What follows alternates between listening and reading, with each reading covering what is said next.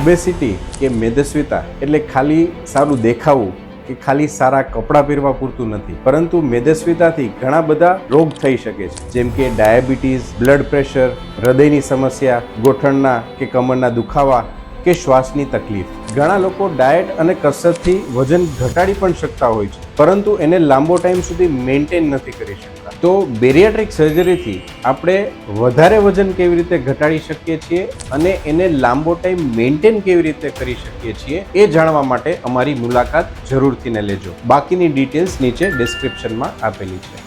આભાર.